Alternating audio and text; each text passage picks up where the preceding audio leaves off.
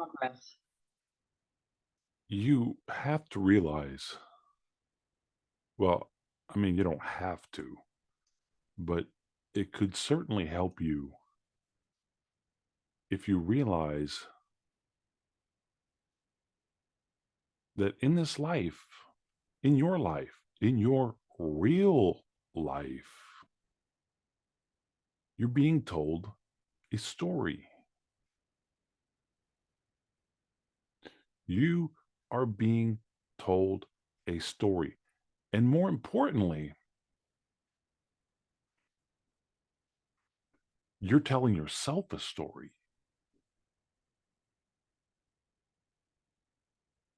We're telling, everyone's telling themselves a story. And then you're living by that story. You're living by that information you're feeding yourself on a second by second basis. And it's a story. Think about it. History, his story.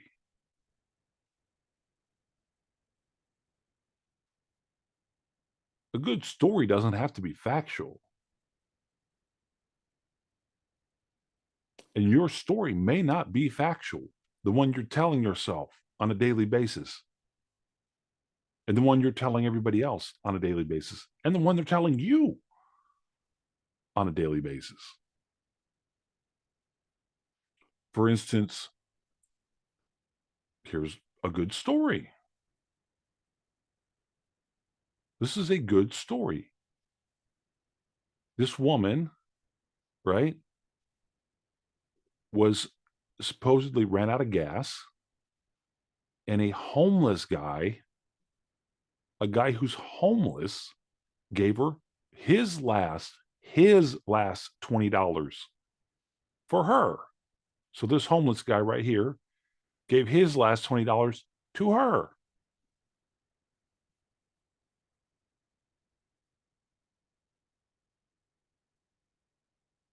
Now, how many people believed that was true? How many people believed the story? Oh, a lot of people, a huge amount of people. She made 400 grand. She started a GoFundMe campaign to raise money for the guy, and 14,000 people gave her money, and they netted $367,000 after fees. So there's a whole bunch of people that believe this story. But just as with your story, she's not the only one who perpetuated it. She's not the only one who told her story. And this is important to you because and me because we're being fed the story constantly. We're being fed how we're supposed to tell our story. We're fed constantly our story. And who fed you the initial story? Well, CNN, hey, number one, ABC, NBC, CBS. They had this woman on film, Good Morning New Jersey or wherever they were. They had this woman on film. They had this woman in newspapers. They had this guy in film. They had this guy in newspapers. They had uh, interviews with this woman.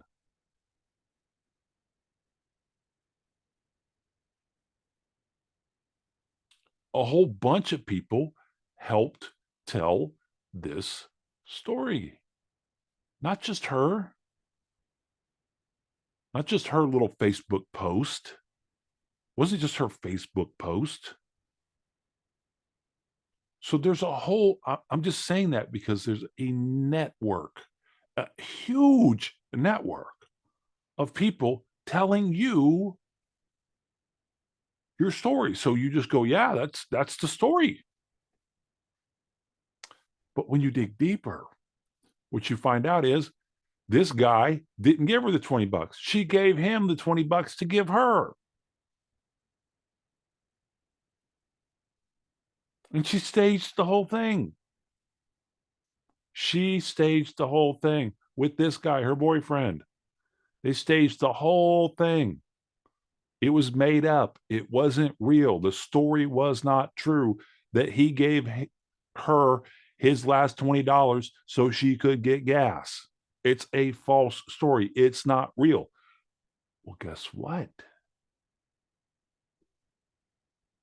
The story you're telling yourself may be a false story.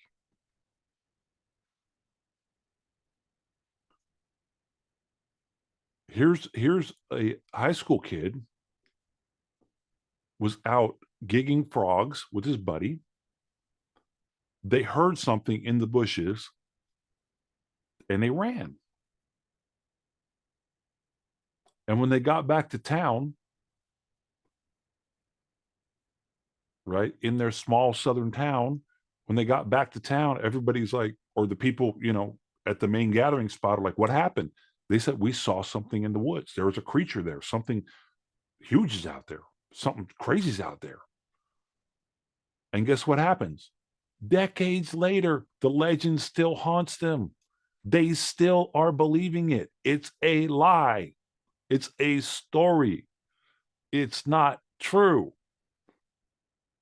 But for 60 years after this kid lied and said, oh, I heard something in the woods out there. It was big, it was huge, gigantic. 60 years later, people are still believing it, still talking about what? His story, as if it's true.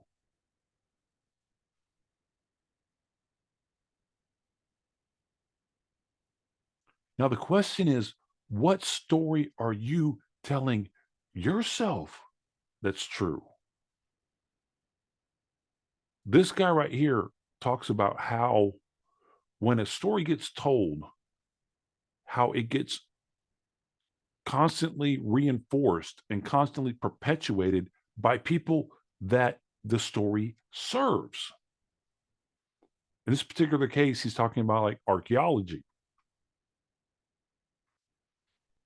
For instance, the story is the pyramids. This is not what he's saying, but this is an example of what he's talking about. The pyramids were built by Egyptians using sand blocks, slave labor by the pharaohs to be a tomb. Okay? That's the story. That's the story that's perpetuated by archaeologists. But that may not be the real story. And what he's saying is that that's not the real story. But he's explaining here how these archaeologists keep these stories alive and why they do it. Works in the same way, I think, to a lot of religion. It's like you have a story. So you have the story. Are very attached to that story. You're very attached to the story. Meaning you, the guy who's perpetuating the story, benefits from it. Your position of power is attached to that story. You get something out of the story. So, and it's like you are the authority on that story. This is the academics and the archaeologists and stuff that are in these institutions that have access to the sites that write the textbooks. So when you come along and there's new evidence that threatens the veracity of that story that you've been championing. So there's new evidence that comes along that threatens the truth of the story that's being told for so long. It's not just like, oh, maybe we'll learn something new here. It becomes kind of a personal threat. Becomes a personal threat. And that's you. That's you when you find out the truth about yourself. That's you when you find out your real, true story. It's a threat. It's a threat to all the guys, all the women, all the men, all the whoever, all the authority figures that have told you who you are. When you find out who you are, it's a threat to them because you're no longer going to be the pawn. You're no longer going to be the character in their story. You're going to be able to become the lead character in your story that you're creating. And it may not line up with them. It may not line up with the story you've been told about you, about who you are, about how you got here, about why you're here.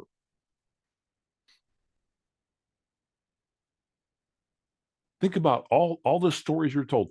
Number one, the first story that you're told is your name. That's a story. It's made up. It's a made up story that you have a name. That's why Malcolm X changed his name. That's why a lot of people who get into Islam change their name. Muhammad Ali changed his name. That's why people who get into Hollywood change their name. Because a name is a made up story. Dwayne Johnson, The Rock, that's his made up name. The Rock. But guess what else is made up? Dwayne Johnson. That's a made up name. It's a story. This is a good example of that. Julie Roberts finds out she's not actually a Roberts. She finds out her made up name, Roberts, is not actually her name. Not actually her real made up name. The guy explained that they were able to tie her cousin, Roberts, to a man named Henry Mitchell Jr., who was her biological great-great-grandfather. She didn't even know this. So Julia Roberts says, so we're Mitchells? Yeah, you're Julia Mitchell. You're not Roberts biologically.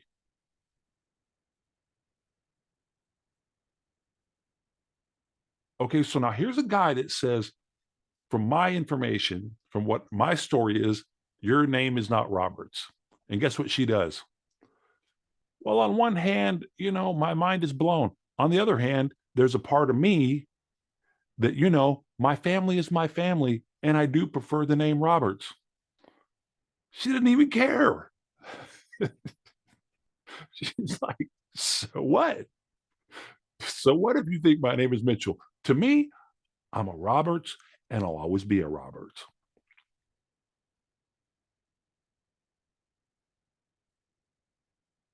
So I'm doing this to illustrate, look, you've got a made up name, Mitchell. You've got a made up name, Roberts.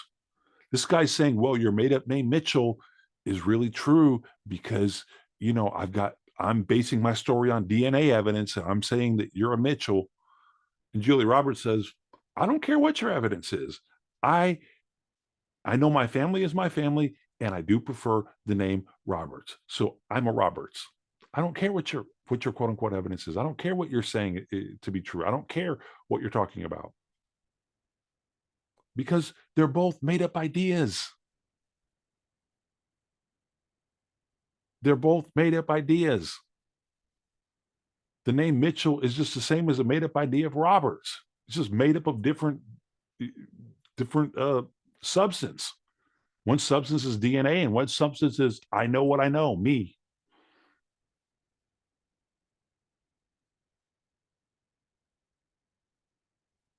Your name is made up. Your name is completely made up. Okay. But it's one of the biggest parts of your story.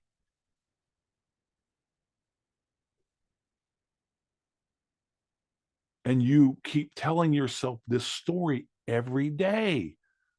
Well, in her case, what name can I put on your Starbucks order? Julia.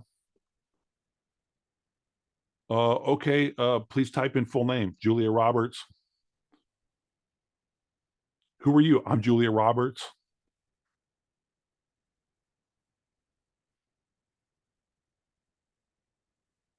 That's her. That's part of her, big part of her story.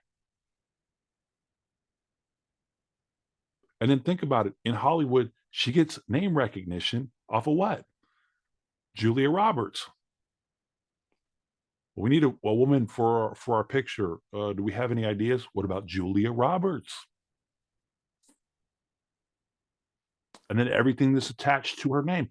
Think about you when you think about her name. Julia Roberts. Oh, she was in both. Oh, she's my favorite. Oh, I love her.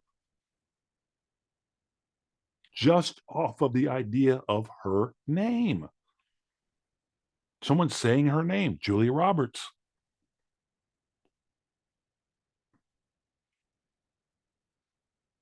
And that's just part of the story.